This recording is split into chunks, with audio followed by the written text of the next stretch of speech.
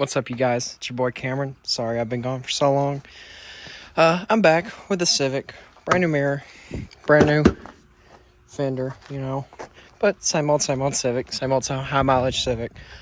Today I wanted to record a video, kind of just talking about some of the problems I have out of mine, and kind of if you buy an older Civic or a higher mileage Civic, some of the things you can expect to see. Kind of the issues that I had and what the fixes for them are. So yeah, with that out of the way, let's get into it.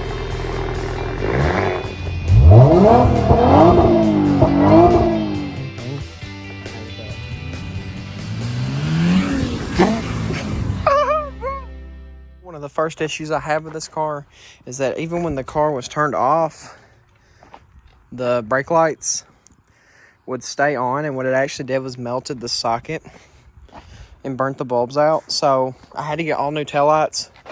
But what ended up being my fix was the brake switch.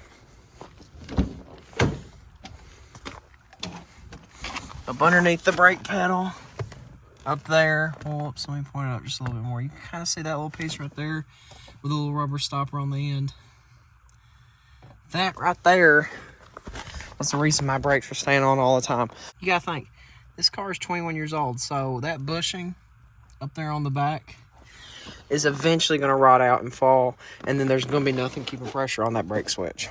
The second biggest problem I had was my clutch switch. See, there's two of them. It's a dual stage.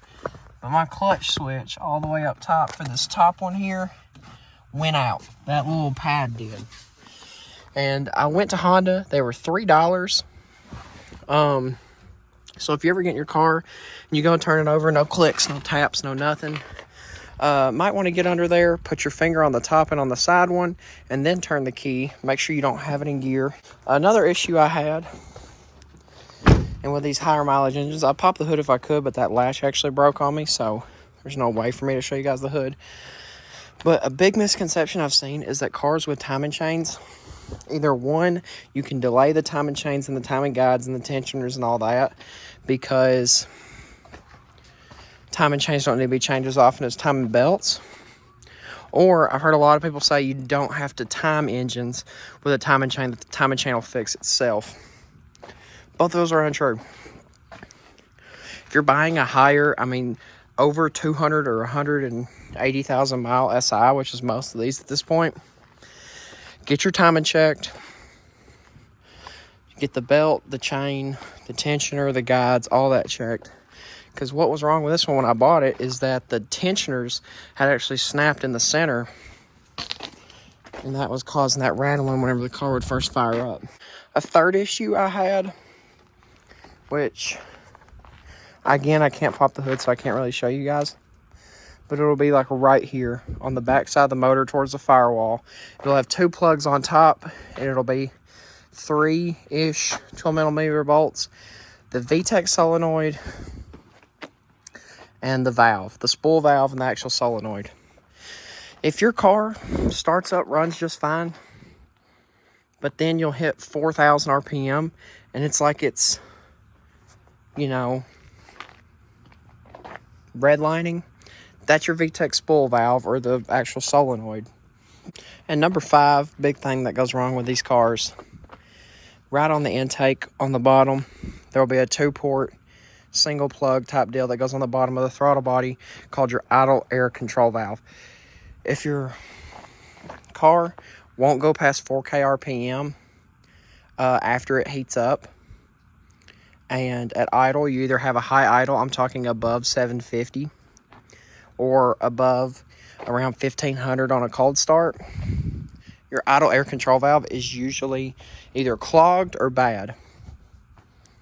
You can clean it because they are $500 for a brand new assembly. Or you can do like I did. I had to buy 3 of these before I eventually bought a good one.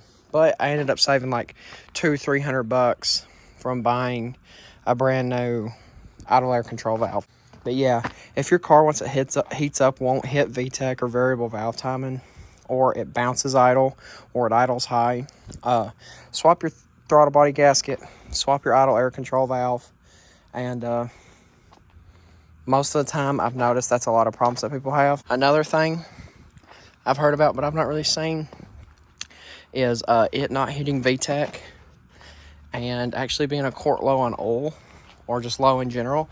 So before you do swap your VTEC solenoid or your spool valve, check your oil, see if you're low, or completely change the oil. That's what I did at first before I bought a new solenoid on the back there. But yeah, guys, that's my, I guess, 7 things to look out for if you buy a 7th Gen SI. Keep them in mind, and glad to be back. I'm going to try to upload all of the month of April, so look out for that. Hit that subscribe button. If there's anything you want to see me do or race, let me know. And yeah, guys, peace out.